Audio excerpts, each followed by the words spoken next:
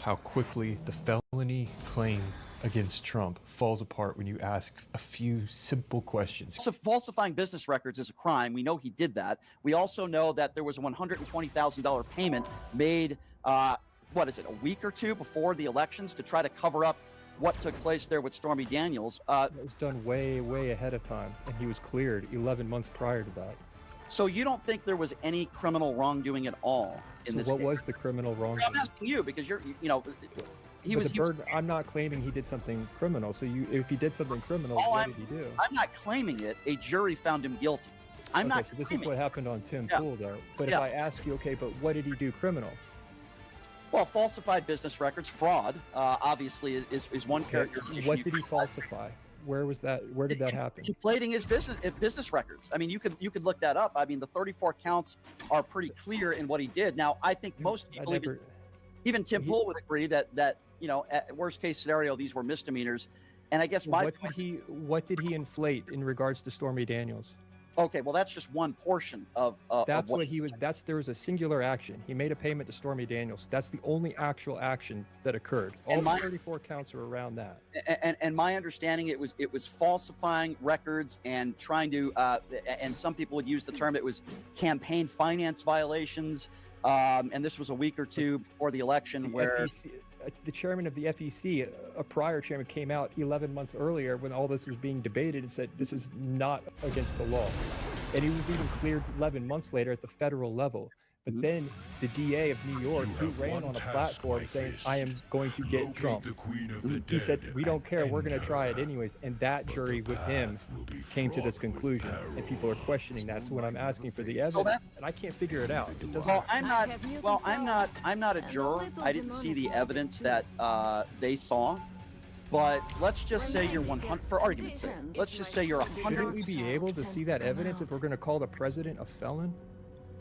Well, I mean, you don't see all the evidence in every single case for a reason. Not every trial you get to see the evidence that the jury sees. That's just the way our country works. That's the way our justice system works. In a perfect world, I would say yes. I agree with you. I think we should probably see all the evidence, but I think we should also probably see the Epstein files as well for the victims. I mean, so that's completely separate.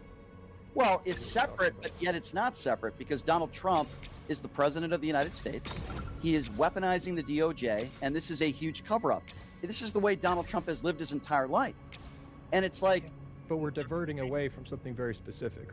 Well, I wouldn't say it's a diversion. I was making the point that in every trial, all the evidence is not released to the general public or the media. That's just the way our courts work. There's nothing... I agree with you. I wish we could see all the evidence. Now, it's your opinion that there was no criminal wrongdoing. That's what I'm hearing from you, that you think this was completely... What the evidence that is available indicates. Now, if there's some secretive evidence, if we're going to call the president a 34-count felon, which sounds really good, wow, it's 34 count, that sounds really bad.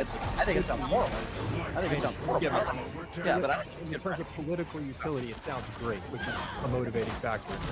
Then we should be able to point to some evidence. The same way, if you're going to call J.K. Rowling a bigot or a transphobe, you need to be able to show me something. Evidence is the through line throughout this entire thing. Because when I ask for evidence of systemic racism, it falls apart. Logically, equity does not work. So if you understand equity, like if we had 100, let's say we have 100 applicants to be firefighters in our local town, right? Okay. And 50%, let's make it simple, 50% are black, 50% are white. They go through the process. Only 8 end up being firefighters are black. The rest of them are all white. Oh, that indicates a problem. How are you going to change that outcome, which is what equity asks for? There's only 2 logical ways. You can either change the standards or allow people through the process that would not otherwise have qualified through that process. You can apply this to any process. Can you think of any other way to achieve a better outcome other than this? Well, I would start by saying that there are very few African Americans that are CEOs of Fortune 500 companies. Until recently, there are very few African Americans that were in certain positions prior, not because of their resumes. But I will say this, I just want consistency on this issue, right? I don't think race should be the end-all be-all for getting a position. I would agree with you there, but I would also say, wouldn't you call some of the people in Donald Trump's administration, for lack of a better term, DEI hires, Robert F. Kennedy Jr., who has little to no experience, somebody like... Looking away from equity. I thought we were talking about the fabric of equity. Part of DEI, and I think you're making the case of equity, but a lot of people, and I think you're one of those people that would say, I don't want somebody getting a job that doesn't have the experience that somebody else has, but they get the job because of the color of their skin. That's one potential consequence. Okay, so what? You sat down with Don Lemon. Don Lemon sat down with Elon Musk and claimed there's no evidence that equity could put anyone in danger by lowering standards at all. The logic is the evidence. I just laid out this logic for you. It is logic. There is no other way within the laws of logic to achieve this outcome, which is what equity asks for. I believe that if you have two people that have equal resumes and experience, one person is black, one person is white, I don't have a problem with choosing that person that is black to give them opportunity. Wow. Well, I don't know why you would say wow. Well, okay, I'll tell you. Because first of all, that's never going to happen. There are no two individuals in this world that are identical. Okay, people make this argument as though that is possible. You're never going to have two identical apples. You will always be able to choose someone who is better. There will always be one who is more qualified. You understand that? Even identical twins, they will never share all the past experiences. That's fine. I understand. Why do you care about race so much? Why do I care about race so much? Well, I care about people that are discriminated against, whether they be black people or transgender people or gay people. I feel like there's a lot of people in this country that are judged based on race, skin color. That's why I care them by their skin color when you say, I'll choose. No, I want skin color. I want people to be treated as equals, no doubt, but you would agree with me that there is... You just said you would choose the person because of their skin color. Well, here's why. Here's why. Would you agree that there's systemic racism in this country? No.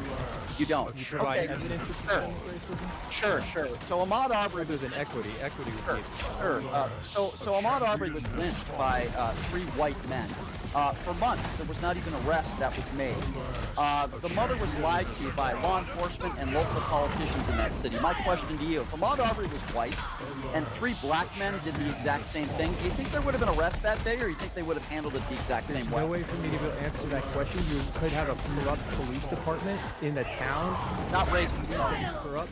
Nothing to do with racism will always exist at the individual level. When you're talking about systemic, you're talking about law. Can you point to a single racist law?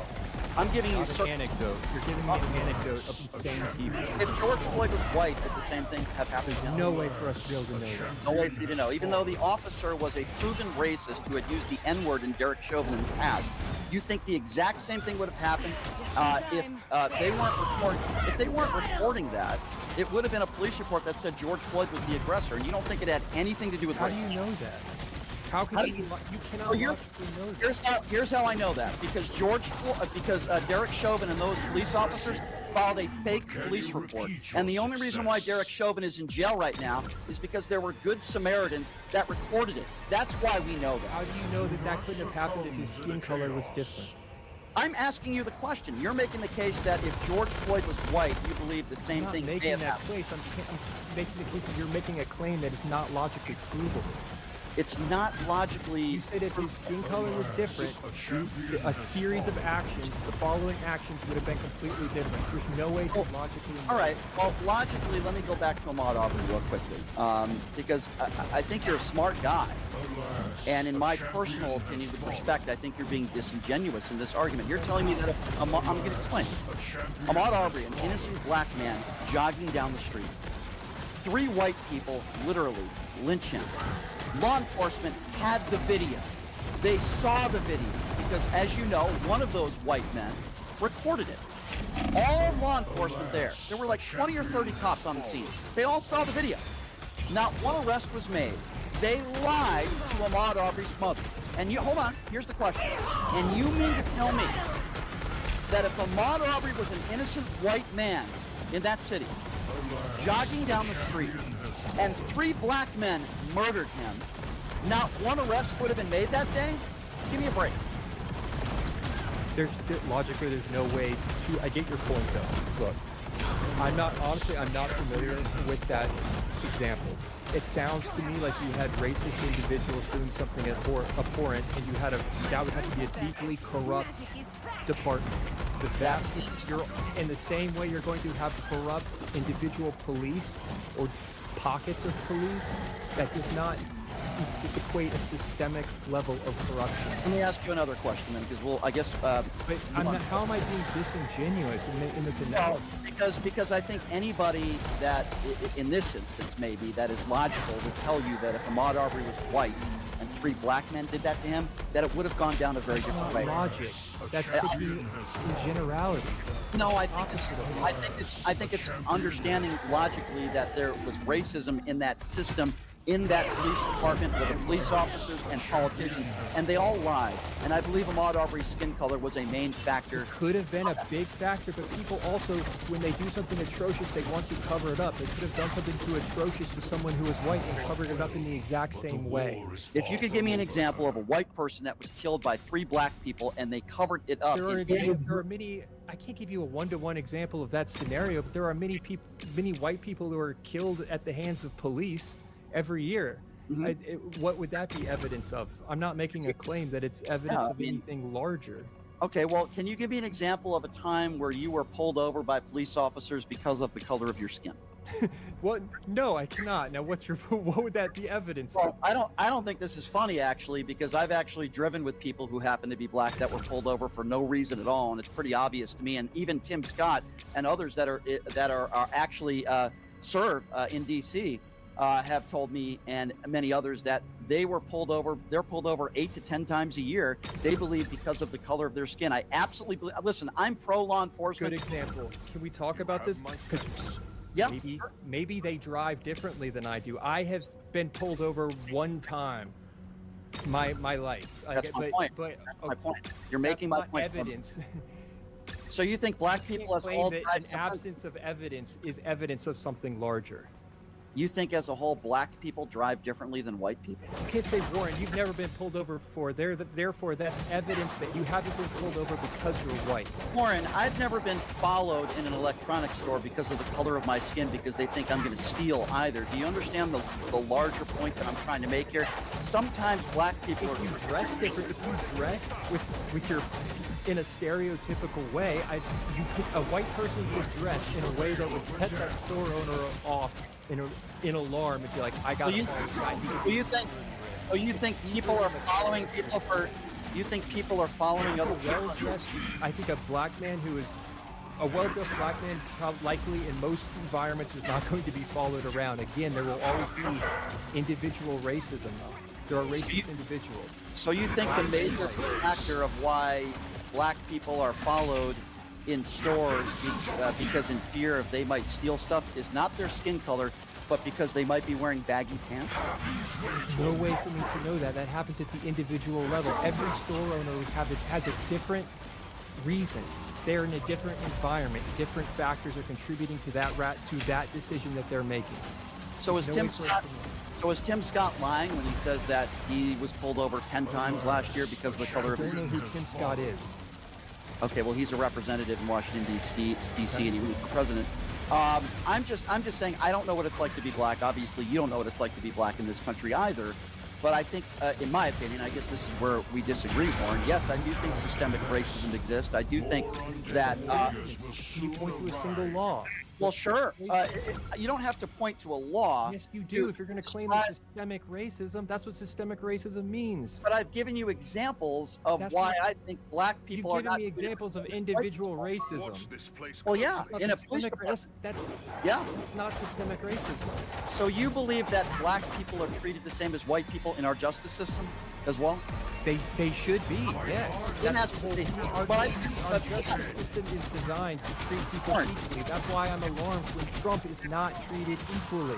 Okay, so hold on. Warren, my question wasn't if you think they should be treated the same. I agree with you. They should.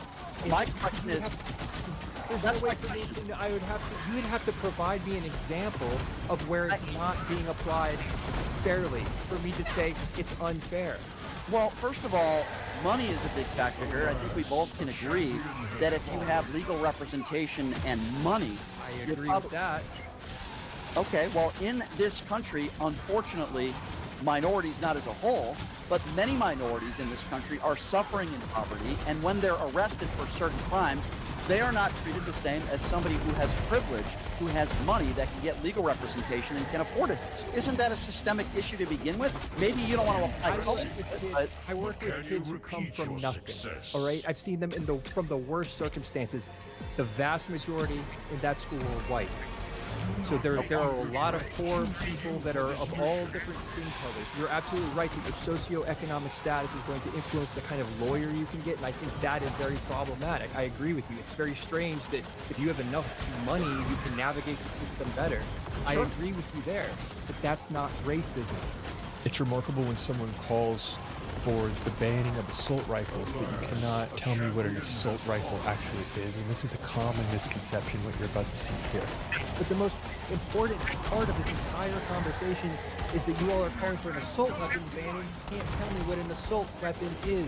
no, I think there are certain guns, there are certain AR-15 assault weapons, and there are certain other types of weapons that can shoot at a higher volume than certain other weapons. For example, like your everyday normal pistol that some police officers use. Okay, hang on a second. How?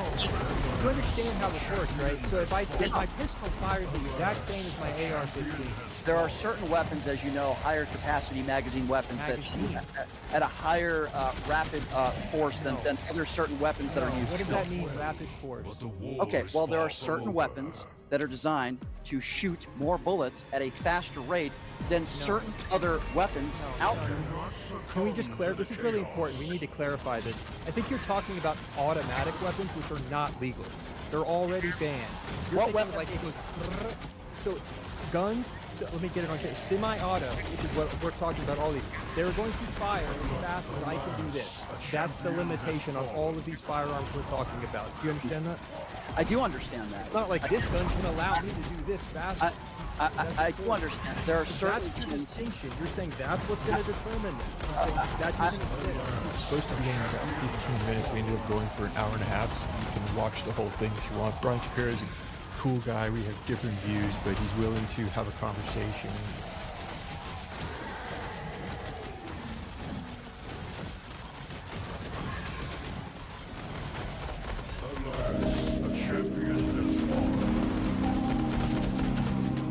Across the masterful catalog of video games made by legendary developer From Software, there have been dozens upon dozens of character studies on the archetype known as the warrior.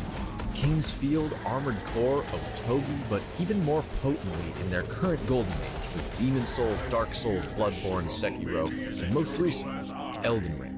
Across these titles, we have seen a wide, diverse range of warrior-type characters. You got the crestfallen and forgotten, the optimistic and doomed, the sinister and cunning, the noble and ill-equipped. With all of these sort of different forms or shapes repeating from game to game, rhyming in theme and execution, but always exploring the depths of the human spirit that has vowed to fight to the very last breath in one way or another.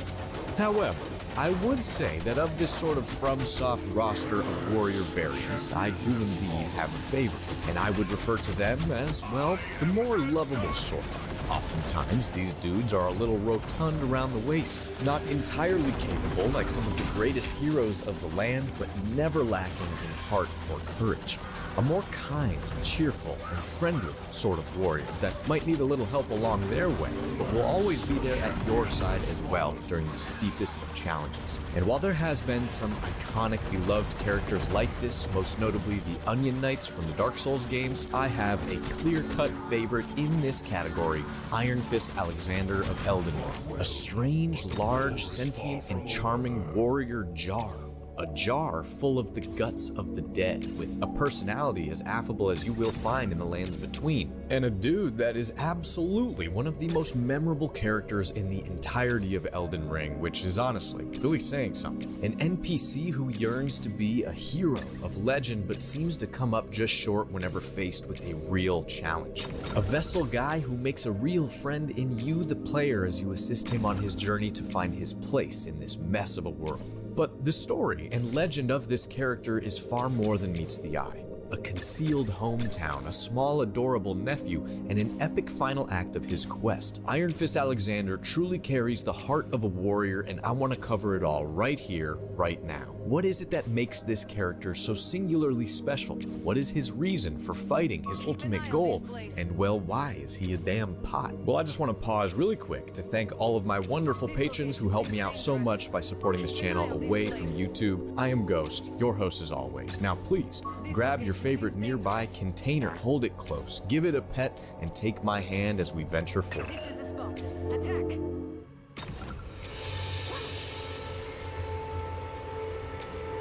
So, as you likely know, Elden Ring is a massive game, an RPG that will take you like 100+ hours your first time through to clear, with all of these different areas, bosses, items, and surprises around every single corner. Quite simply, it's an epic experience, and this game world, the lands between, is a setting in a sort of beautiful cataclysmic transition when we, the player, first come along. The different storylines, the characters, gods, and forces kind of positioning for power is very much representative of the sort of instability here.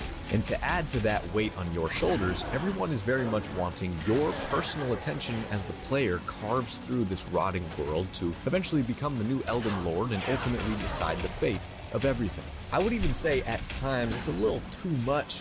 So you know what's really nice? What's nice is that Alexander's story and presence isn't about any of that hubbub. And as funny as it sounds, this talking can actually gives you a bit of a break from like the cosmic scale narrative and brings it down to a much more digestible and human level. But hold on now, boys, because I think we should just address the elephant in the room. I mean, what the hell am I looking at here? And beyond just Alexander, in Elden Ring we find an entire subrace of beings known as, well, living jars. So I see this video additionally as a wonderful opportunity to dig into these guys a bit, try to get an idea of who and how and why they even are. So the living jars are scattered all throughout the game world and come in various different sizes, most commonly friendly and less outwardly provoked. And I remember, I'm sure you do too, when the game first launched, the jar people were a huge visual draw and talking point for fans around the world. I mean, the sheer creativity and absurdity with their appearance alone is absolutely alluring, and it only gets more fun when you meet some of these characters, especially Alexander himself. More on that in a second. So Elden Ring seems to draw influence from all sorts of real-world traditions and cultures, mythologies, and brands of storytelling, but especially Celtic and Norse stuff. So for me, these jars, honestly, have always stuck out in a pretty big way as rather different from those thematic surroundings. However, I think the more you dig into the design of Elden Ring's world and story, you see how well it pulls little ideas and concepts from so many different IRL sources, and then compiles them into one massive world that really feels culturally diverse, historically nuanced, and endlessly interesting. Now, that's all to say. The first thing that comes to mind with these jar people as far as inspiration is canopic jars of ancient Egypt. Jars that were filled with the innards of the dead in the mummification process, right? We all learned about that in school. And these were things that were for thousands of years seen as extremely important spiritual symbols of a person's passing, especially a person of some sort of influence or power, and a way for the living to do their part in ensuring safe passage to the afterlife for the departed. Now, I see that as the main possible inspiration because here in Elden Ring, as we mentioned at the top, these living jars, including Alexander, are walking around absolutely full, filled to the brim with what else but corpses, as grim as it sounds. Guts, innards, untold amounts of them, multiple deceased, mashed inside to a sort of raw meat putty that grants these guys life and seemingly personalities, wants and needs, wishes and dreams, all of the things that make the living, well, alive. And the personality of each pot comes from the very souls that their vessel bodies are holding, the consciousness of those dead living on in some sort of strange fragmented way in these new forms, even being passed to the next pot when a certain living jar's time has come to an end. I mean, it's pretty damn cool, but I want to be clear that they are far from just animated ghost canister. So take a look at the description for the companion jar talisman. Though the jars are brought to life by human flesh and blood, they are all rather kindly folk. Perhaps they were made to be better than their innards, suggesting that they are more gentle in spirit than the humans within them once were. So it seems to me there's another layer here of being, making this strange subrace a docile, community-oriented, and largely peaceful people regardless of their contents. But that then begs the question, why do they exist at all? I mean, is this some sort of like necromancy or a natural occurrence? Were they built for a specific purpose? Well, of course, dude, we are talking about From Software, the masters of the cryptic and interpretive lore, so I'm sorry to say, there's no answer to the questions I just asked, but there is, of course, fun little clues to concoct a guess with. So, taking a look at any of these jars, you will notice the obvious massive red seal on top, which holds a nice image of the Erd Tree. So, if you haven't played Elden Ring, the Erd Tree is this massive, beautiful, glowing, mystical tree that towers over the entire game world. It is representative of the power of the Elden Ring and the Golden Order of the lands between. Now, I won't get too deep into it here, but the Erd Tree is a vitally important story element of this game, as is, of course, the Elden Ring. But long before the game's events, the Elden Ring, the mysterious kind of concept itself, was shattered. It was once a collection of interlocking runes that established the law of the world, so when it was destroyed in the shattering, the Erd Tree too was changed. Then you got these little golden seeds falling from it all around the lands between, sprouting small saplings and eventually what are known as minor Erd trees. And buddy, let me tell you, all along the base of these smaller trees are countless broken, empty living jars. And of course, each minor Erd tree is also guarded by one of these avatars armed with a big smashing hammer. So maybe these guardians act as like jar executioners, with each jar's fleshy innards nourishing the growth of those minor Erd trees. The jars being captured and brought here for this purpose, or maybe even the jars come here themselves to fulfill some sort of ultimate mission. I mean, we do see at the end of each little catacomb dungeon, minor Erd tree roots are finding their way in there, seeking the dead. And wherever there are mass amounts of buried corpses in them, the living jars are always nearby as well. So I see there being an undeniable link here between the well-being of the trees and these people. But then the other main mystery is no one knows who made the Jar people, how they really came to be. Maybe it was Radagon, the second Elden Lord of the Lands Between, who was devout to the Golden Order and restoring the broken Elden Ring, seeking to ensure the growth and protection of those minor Erd trees. Or maybe the mages of Raya Lucaria, simply animating the pantry for one reason or another, accidentally created a little community of rogue cookware. Or my favorite little theory, that this is simply a natural occurrence. The dead here being at one time stored in ritual jars instead of buried, and eventually those dead began infusing the very vessels with their spirits, sprouting new people altogether that have been forced to integrate into this dangerous world and act as ferrymen of the deceased. Listen, I don't know, but I find their origins to be fascinating, man, and I'm very glad that to this point it has been left a complete and utter mystery, so please let me know what you think down below, as always. But let's be honest here, everybody. Whenever I'm thinking about these characters, like Alexander and all his pot brothers, a question that crosses my mind is, do I think this guy could pilot a fighter jet? And for Alexander, I would say sadly the answer is probably no.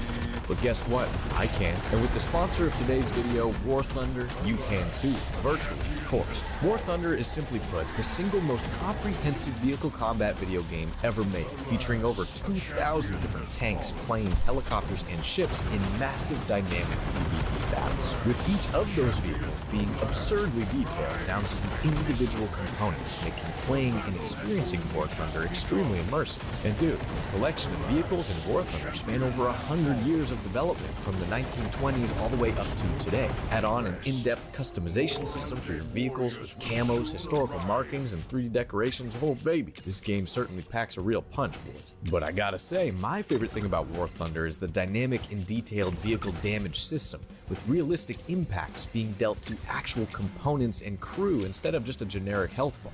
So, my friends, join me in the sky, land, and sea in War Thunder. Play right now for free on PC, PlayStation, and Xbox, using my Ghost Charm link in the pinned comment to claim a large bonus pack with special goodies available for only a limited time.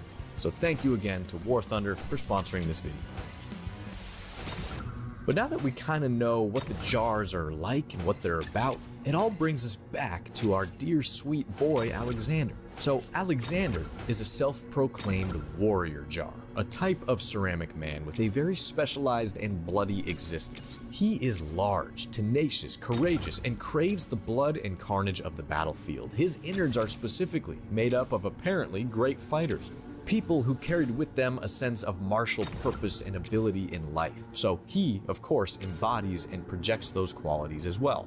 But you might be wondering, if the jars are meant to carry the dead to the Erd trees, I mean, why are there warriors? Again, we don't know all the concrete facts for sure, but we do get some clues to the warrior variant pots when you look at Alexander's little hometown, a small and hidden village known as Jarborough. So Jarborough is tucked away on the eastern coast of the Liurnia region, beneath the crest of a cliff.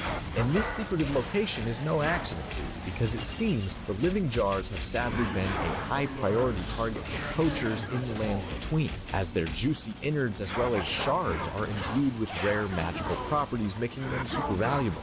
And as rambunctious as these jars can be in a fight, they ultimately are built to break, making them very easy pickings. So I think somewhere along the way, warrior jars were constructed to protect their kin. They were built a little thicker, a little more durable, and filled specifically with the remains of fighters. And of course, with each enemy they defeat, these warriors would be able to add their fallen opponent to their own bloody soup within, gaining strength exponentially.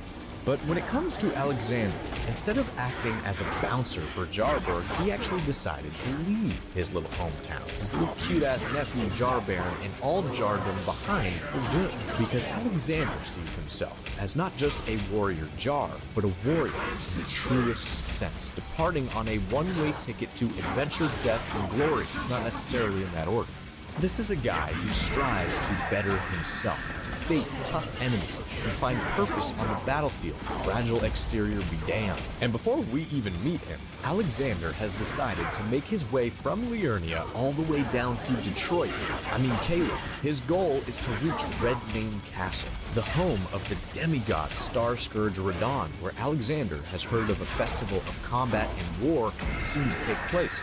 And well, if he's on some sort of journey to be a warrior of legend, that sounds like a wonderful place to start. But unfortunately for Alexander, he runs into some trouble very early on in his trek, setting up your very first meeting. Hello! Oh, my stars! I'm so happy to see you. I am Alexander, also known as the Iron Fist. And as you can see, I'm stuck. Please, can you help me out of this? Just give me a good smack from the rear with something nice and big. And I'll pop clean out, I'm sure. Don't dally. No, there's no need to fret. I'm very sure. Well played. Well played. Though that mighty wallop of yours almost spelled the end of space.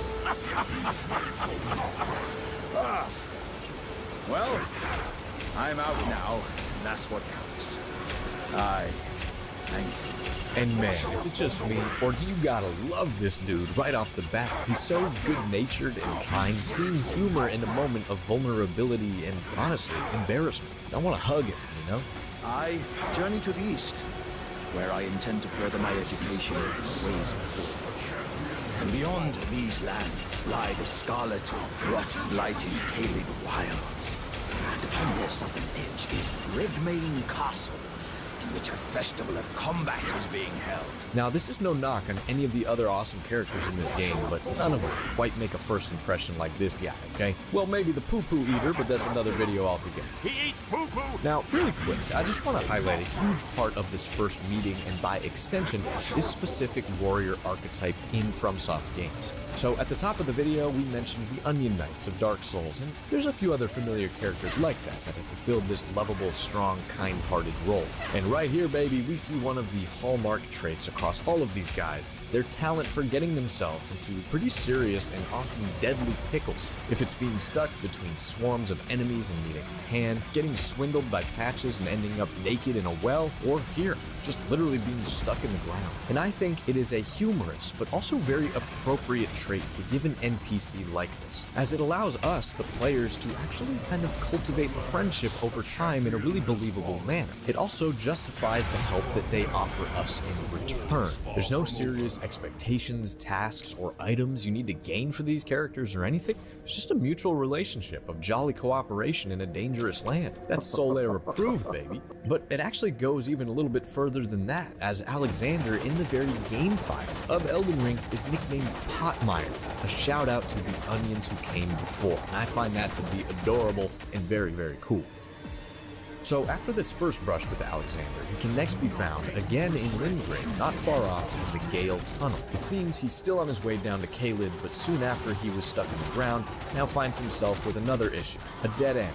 Oh, the esteemed warrior. Where did you spring from? This was supposed to be a dead end, surely. What's going on here? A door from thin air. Well, stranger things happen at sea, or so I'm told. But onward to the Caelid wilds. Gosh, that dead end had me rather stumped. To the festival at Redmane Castle on the southern edge of the scarlet rot blighted Caelid wilds.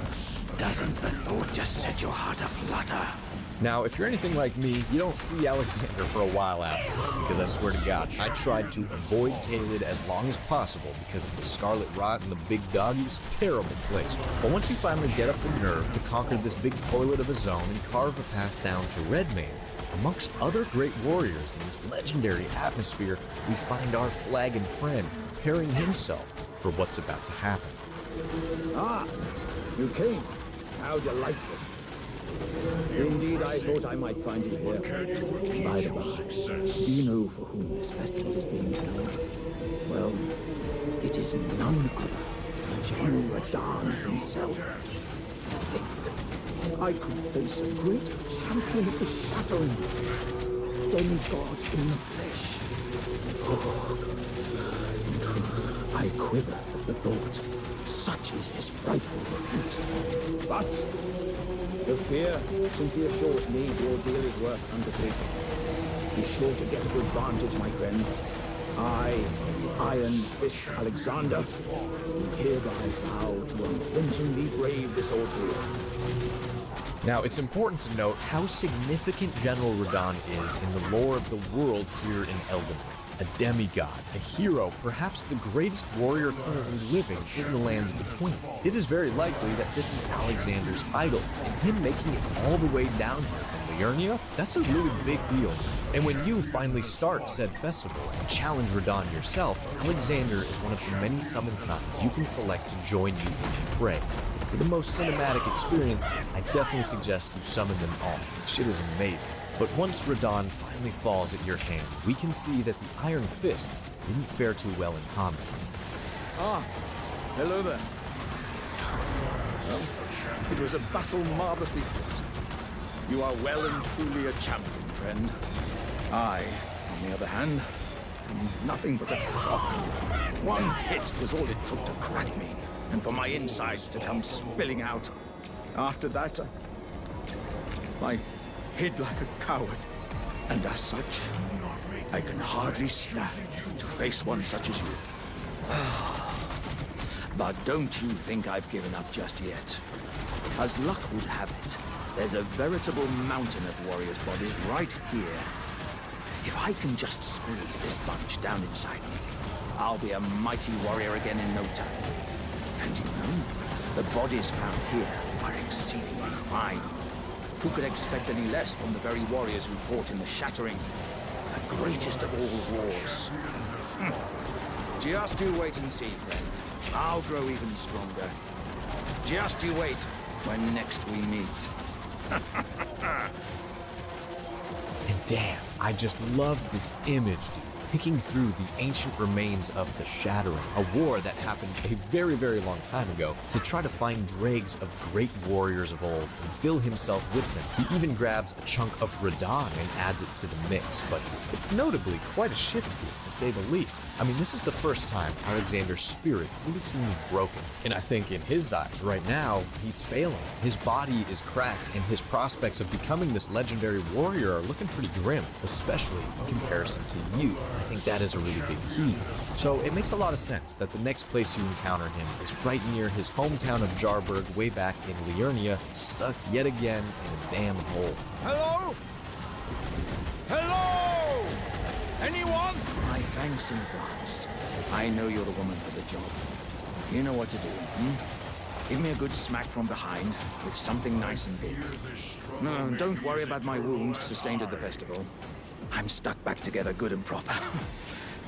Just give it your all.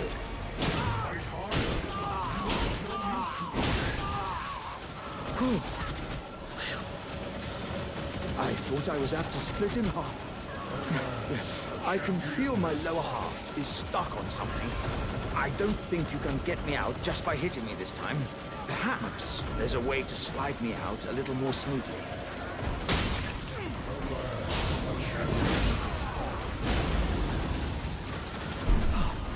Dear me, I'm oilier than a toad.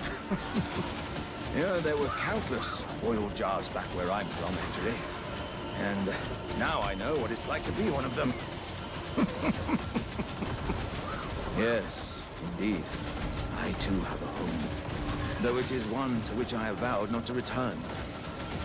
So, I thought I might look out from atop the cliff. But as I drew closer and closer, pow!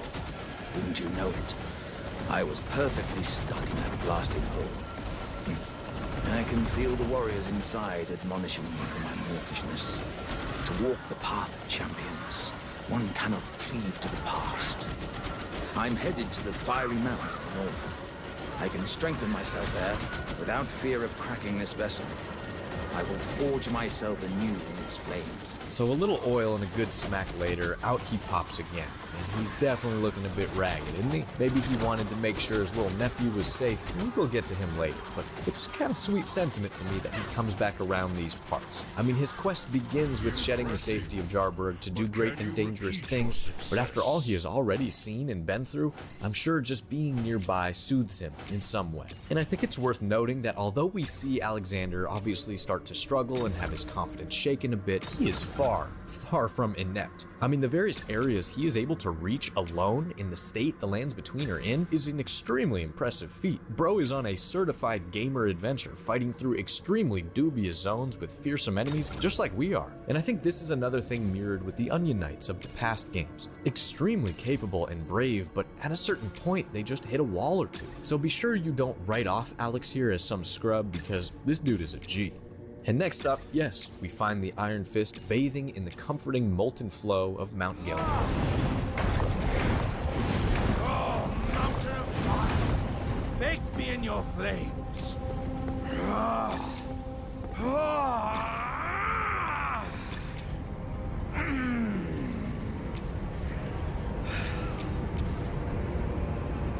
Ah, good lady.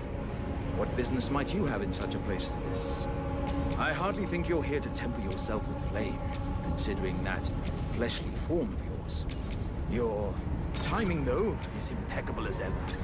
I've been making just the thing for you on my journey here. Take it. I'm sure it'll suit you to the T. But, it's hardly more than lukewarm here.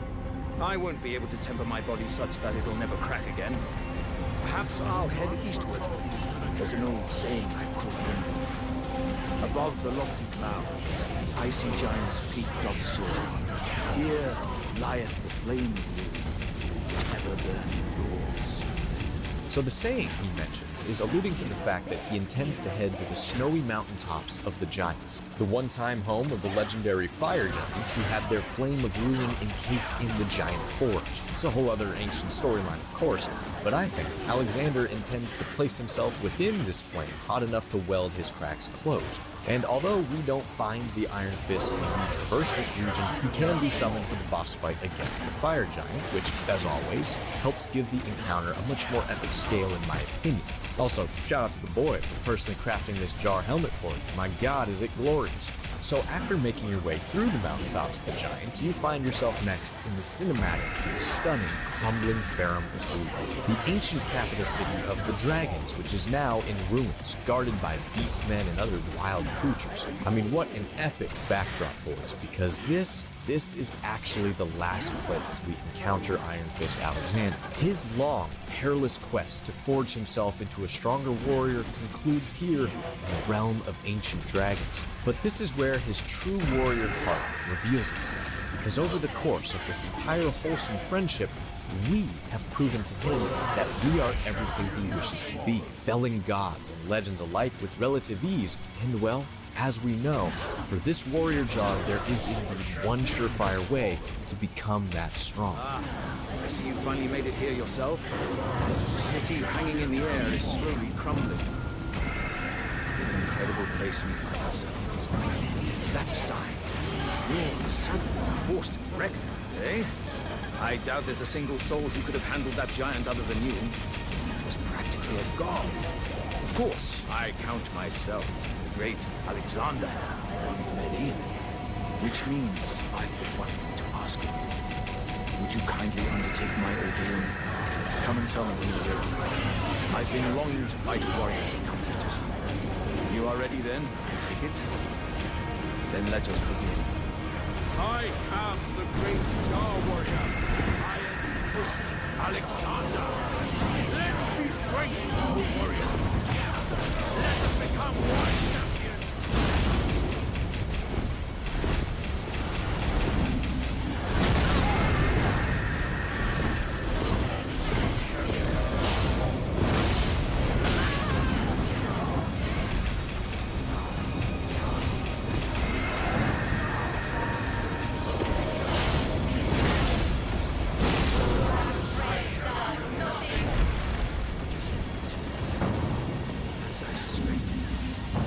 Victory was impossible. This vessel was found lacking.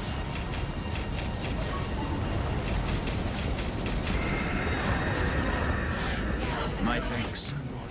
I knew you were the stuff of champions. It was a marvelous battle. I implore you, take what I bequeath from inside me. All vessels are destined to one day break. But the great Alexander lived as a warrior to his last.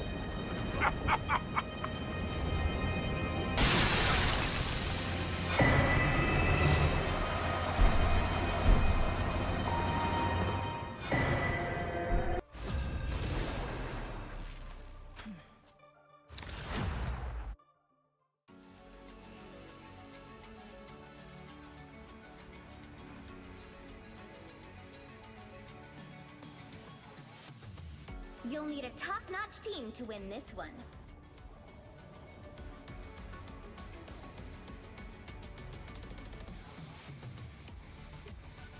I will bring peace to this universe, no matter the cost.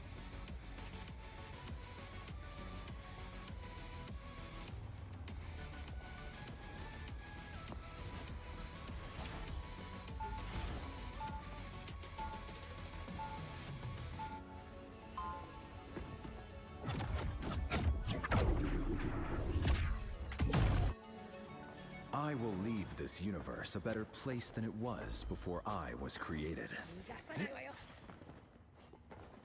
30 seconds before you attack. Get ready. Look at you, glimmering like a golden sun. Khonshu wouldn't like you one bit. Believe it or not, I have a dark side. Or at least I did. Until I expelled it, and it became its own being. The battle starts in 5, 4, 3, 2, 1.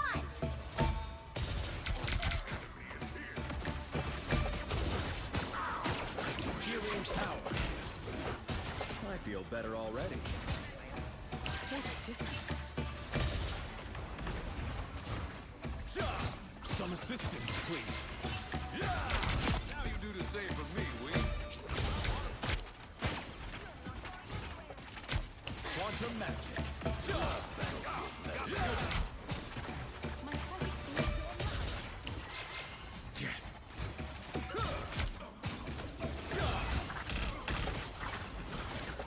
Healing power.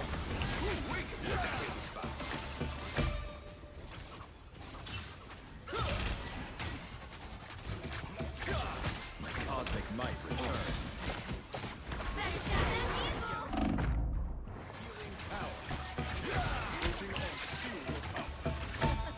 Leave them to Khonshu!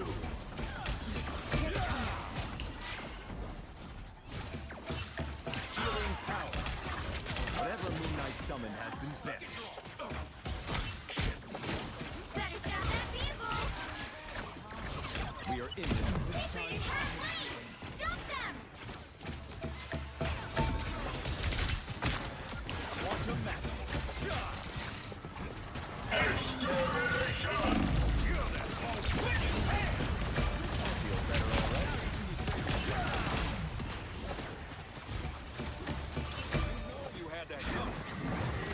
The moon haunts you! Born again! Wait, that hit the spot. Watch me go! Don't mess with the amazing Spider-Man! Quantum magic. Stop them in their tracks!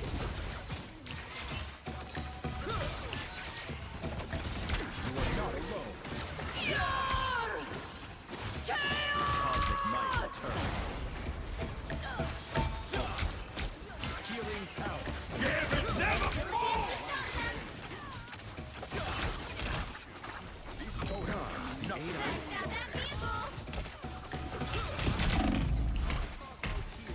They hit a checkpoint. Now might be a good time to stop them.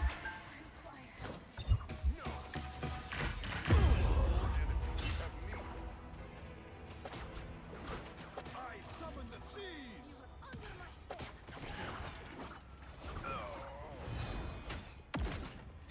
There's still so much to do. I need time to heal. Better stop that vehicle! They hitting real hard! Another soul to join my legions. I have found more life. The cosmos heals you. Just the boost I needed.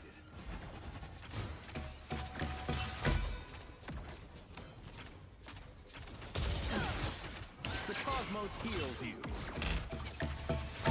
My cosmic might returns. They faded halfway! Stop them! The moon haunts you! Time is up.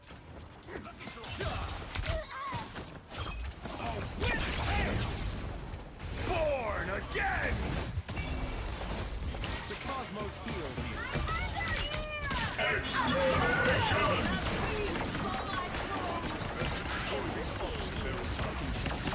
Cosmos heals you. Still a chance to stop them!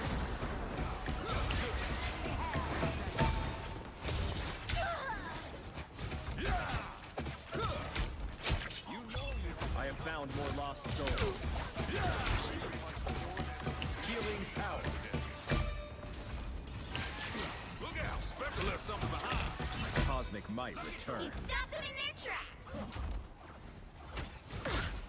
Quantum magic.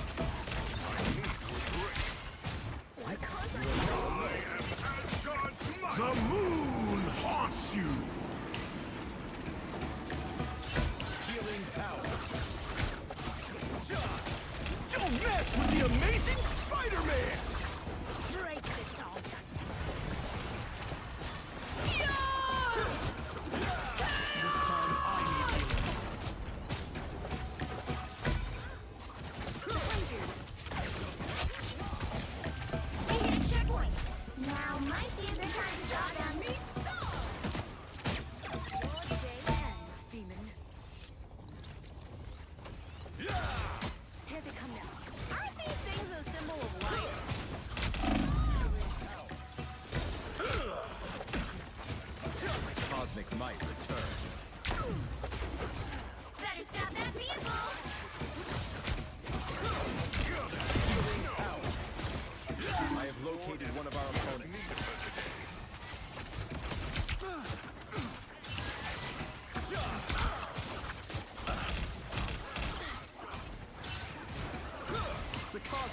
heals even. It's now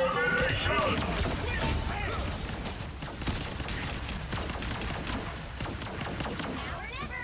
Stop them. What is this enchanted totem? Sayonara. Better stop that vehicle. I have risen. I need time to heal. What is an opportunity for I need time to heal. The Cosmos heals. Don't give them another inch. Or else. I am at your service. The moon haunts you. Feel better already. Healing power. Got the good. Time is up. Too bad about your arm, Moon Knight. You are safe now, my friend. Healing power. You know you have that coming. That is much better. The Cosmos Stop them in their tracks.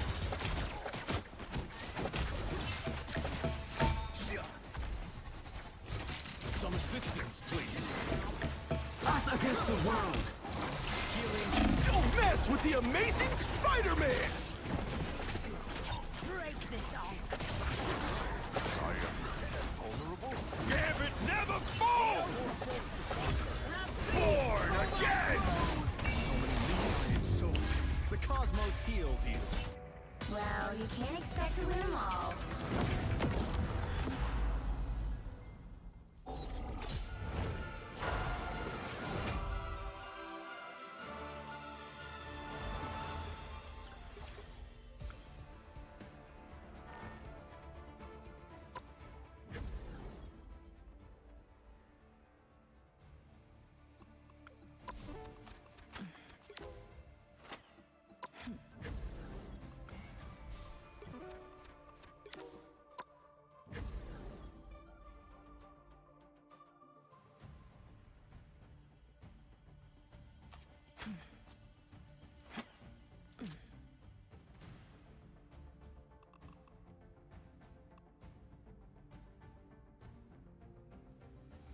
Not.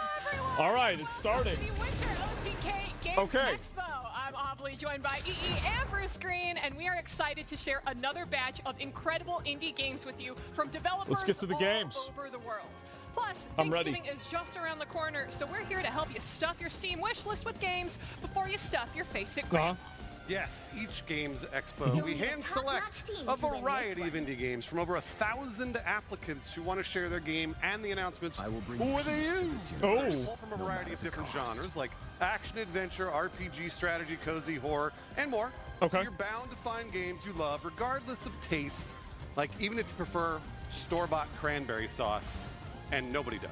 Yeah, that's kind of Wait, what what? happened in my household. I'll just say that. Now, because we love our indie developers so much, we have two very special What is prizes that for our shirt? games here today. The first prize Is this a our Torquay? $25,000 developer grant pool, which will award And it's a 5 naked- $5,000 each. And Okay, and the best part about What today, the you ain't gotta worry fuck? about what we think I will because you get to gladly decide see the who Guys. wins it all. At the end of the stream, we will open Look at voting that via shirt. our 30 station, seconds where you can before you place your attack. vote for the titles Get that you ready. think really deserve it.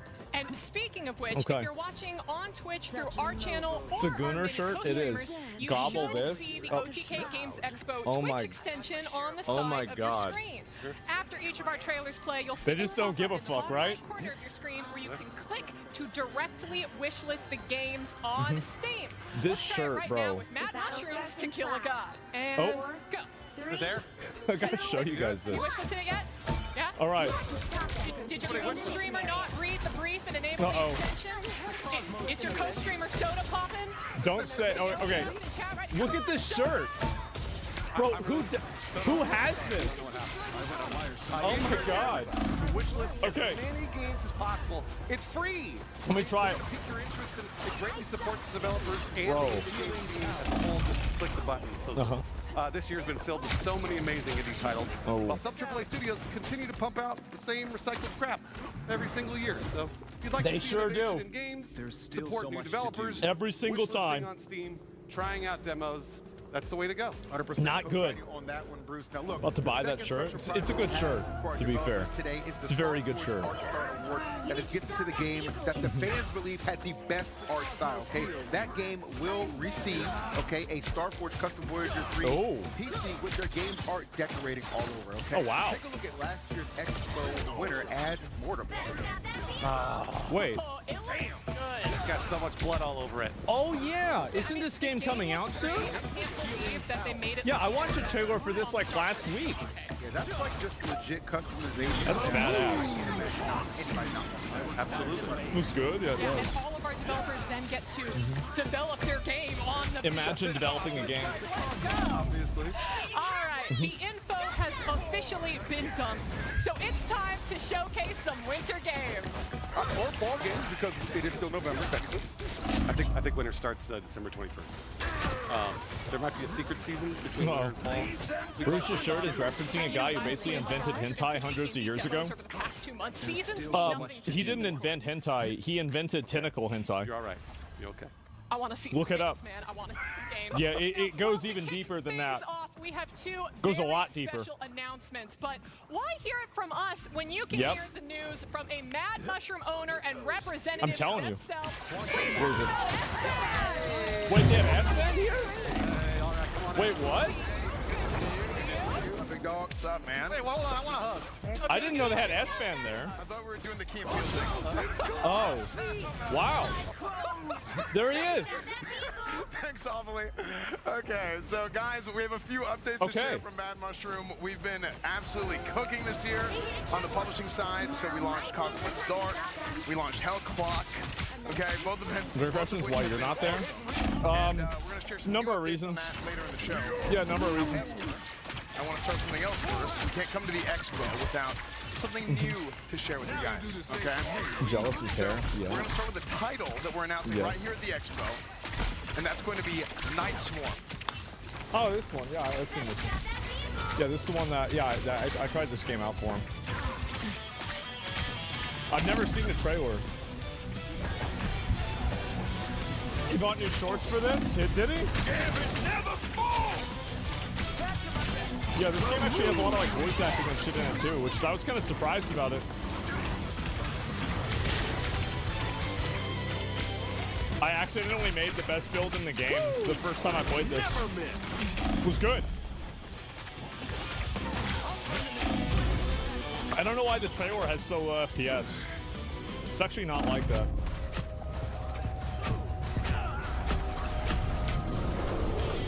It's like Soulstone Survivors? I never played that, honestly. I didn't know you could have more than one guy with you. That's okay, wow. I guess I fucked up.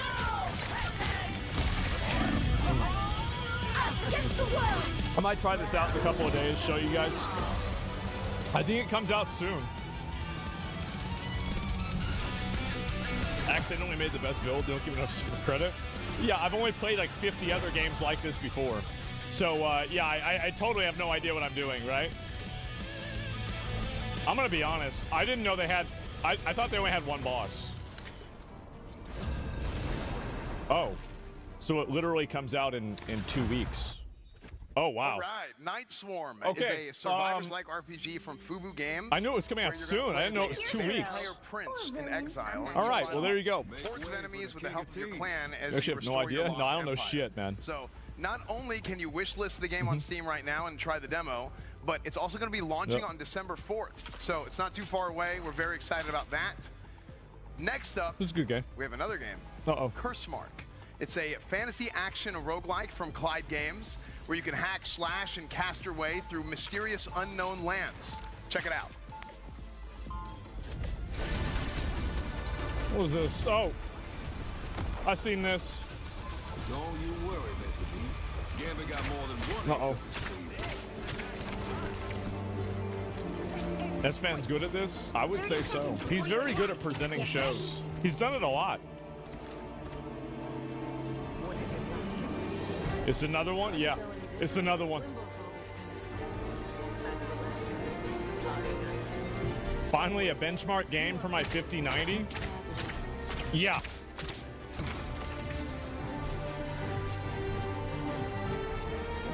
Yeah, this is where you really get to test and see if it's able to do things.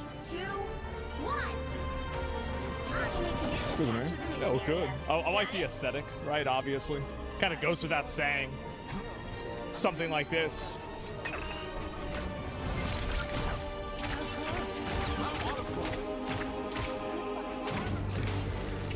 Demo out now. Oh, wow. There you go. Why is he so close? Beautiful pixel art, unbelievable build diversity, and a ton of different secrets to solve. And it's going to hit early access this next year. Oh, wow. That's right. You can play both the Curse Mark and He's close. demos today and join us and S-Fan during the Winter Games Expo post-show. Also, be sure to join the Mad Mushroom Discord for more updates. Thanks for coming. Everybody's trying to be like Mega Bomb? You think so? Honestly, like, that was a really good game. Towards the end of the show, we have a very special segment with you coming up. Yes, A segment? Yes. What is There's this? Very special game that you guys are going to get to see some first-time live stream gameplay of. You can say the name of the game. That's what we're doing. Yes. Yes, tell them. Guys, I'm going to get to play a little bit of Crimson Desert live. So, yeah, we're going to be doing that in the post-show. It's going to be super cool. On top of getting to get a taste of the new Mad Mushroom games, too. So, you're not going to want to. I should have gone out there. The Crimson Desert demo in PAX East. I got my butt. Shit, I didn't even know that. If you have the same struggle. Yeah, well, damn, okay. All right. Okay. Came and like grabbed me and he's like, You lazy? "Hey, Yeah, I back know. room." And I went to this back room. To be fair, I only really want to play it on release. I don't like playing demos. Okay. So I feel like I'm not making real progress. And get to see some of it. Maybe it's stupid. That's how I feel. Actually, I don't even know if we. I think I couldn't play. I think I had to watch. I think it was. This is why S-Fan streams are 11 hours, by the way. You're not even allowed to touch the Yeah. controller. This is why they're 11 hours. First, I am very excited for this next announcement, and I know that I am not alone. This Who is game it? is taking the world by storm with over 32 million players jumping into their world in just its first year of What? use. So grab a pal and take a look.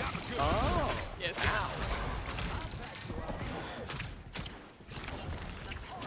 Wait, is this? There's no. Is this Power World? Wait. Wait, what?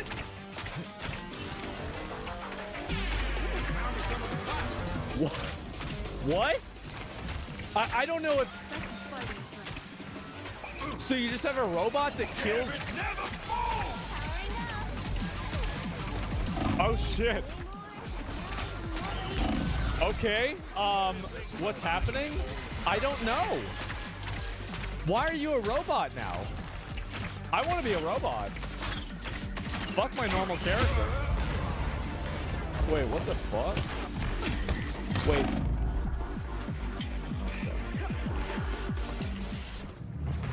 I forgot about that mode of the game. What is this? Ooh. Is that a big one? Power World 1.0. Oh, wow. So it's finally going to release. It's time to come back? Maybe you're right. On December 17th with the new update. I quit the game. I got mad. Keep your eyes peeled as Power World moves out of early access with an official release. I forgot it was even 26. How many love in it? early access. Sending to mind industrialist monsters. All right. I mean, you know, look, I had a sweatshop with only Depressos. They're already miserable. It's That's how a casual talks. Depresso only has level 1 mining. Yeah, you can go all the way up to level 4. Moral consequences. You want to use the Discover what life matures. those like big like those fire guys. Yeah, literal casual gameplay. What's this?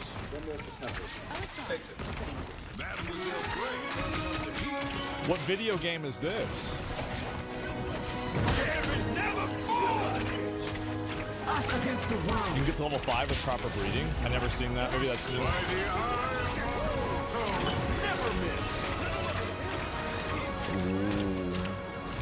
Ooh. Wow. Story RPG. Kimothy? Who the fuck names their kid Kimothy? I've never heard a whiter name in my life. Oh, and it's a robot furry. Looks like. Gamer got more than one ace up his sleeve. Looks like the Instagram George Droids. Okay. Yeah, I'm not about rhythm games, man. 30 seconds It does. before It you looks just attack. like it. Get ready. It's not my fault. I didn't make it that way. Don't get mad at me. I never liked playing these video games. I tried to play DDR whenever I was a kid, but I learned that my my coordination is equivalent to what I would assume a dinosaur would have been. It didn't go very well. It's available to play on Steam right now, so be sure to check it out. Yeah, it's not right for me, after the guys. show. Along with that, Racial debuff? recorded music Oh, it's 'cause from I'm the white. Slovak National Oh, Symphony okay. Orchestra. Now, personally, I wish we had a Winter Games orchestra here. Instead, we just have You whatever. got S-Fam. Yeah, you just gotta wait.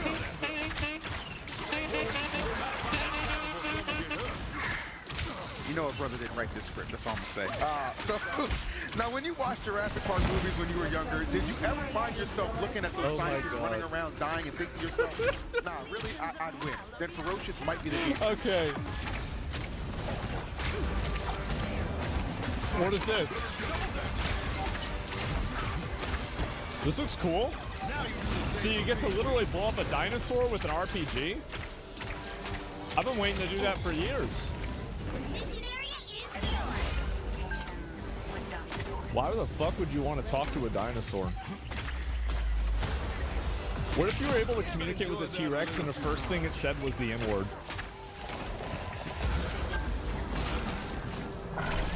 It's like the only word they know how to say.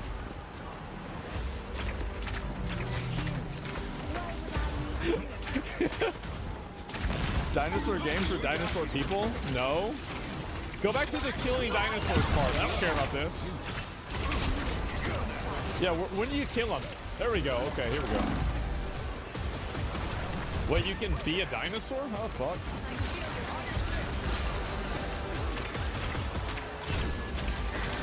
I mean, this looks okay. This looked like what I imagined, like, PlayStation 2 FPS games to look like whenever they came out. Ooh.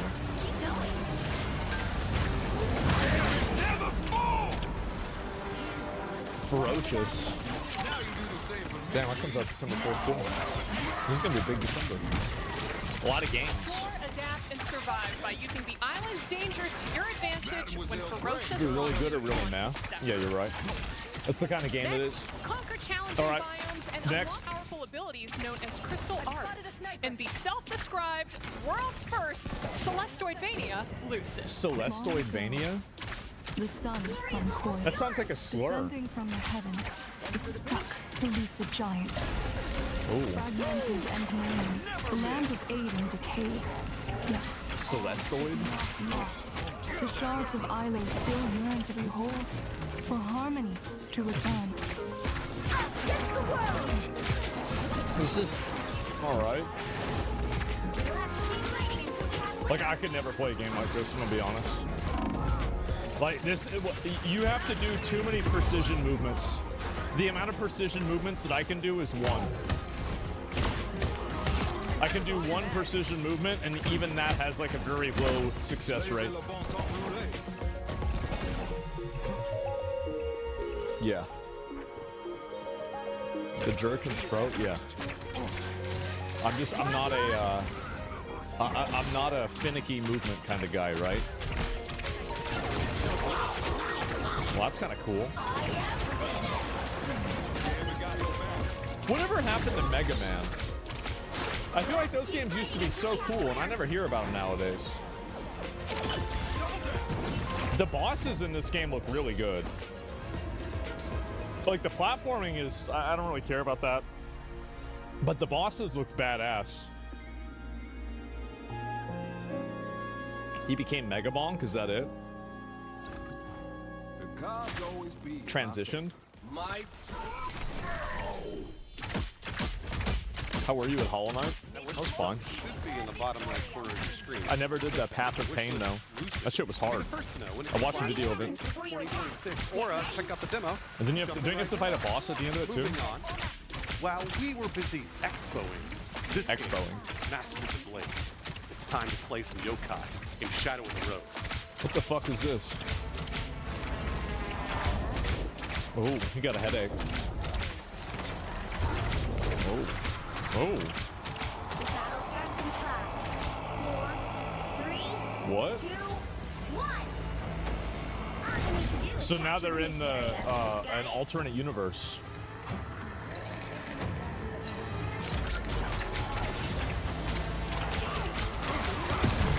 Okay. Is this a turn-based game? Did he just punch him in the dick? I think he just punched him in the dick. Yeah, if this is a turn-based game, I'm not really about that. Like, I'm just not really a turn-based game kind of guy. Like, unless it's a really, really good one like Metaphor or Expedition 33, it's just not really my thing. Make sure you wishlist the game to keep up with future updates as well as Baldur's Gate 3 win? Soon. Twitter, Facebook, and Really soon, guys. Alright? So, It's gonna happen really soon. I'm pretty familiar Don't worry with about it. Chinese food, but I'm not too familiar with the Chinese zodiac, okay? Chinese But I zodiac? consider myself the goat. Now, if you disagree with that, all right, you disagree with that? Who's the Chinese Probably Zodiac? love our next game. I thought that was Ted Cruz. What's this?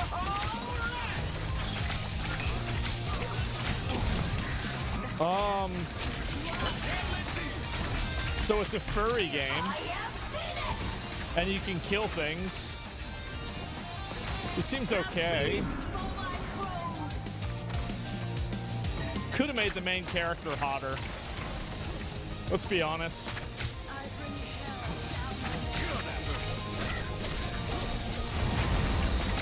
Fat destroyed.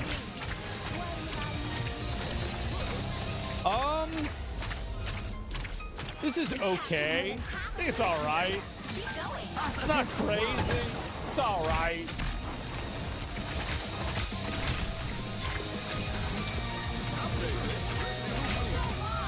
Multiplayer though? Maybe. Well, that was kind of cool. By the eye of Agamotto. I feel like these games have like a certain graphical fidelity that, you know, really could be better. That's what I would say. Yeah, it could be better. In 13Z, the Zodiac Trials, aspiring animal spirits from across the realms compete for a divine seat among the stars. Play the co-op demo on Steam today to secure your place in the 13th Zodiac. Okay. Now it is time for our first world reveal of the day. And while I definitely didn't make this next game, just know that I wish I did. It's gonna be a girl game. I knew it.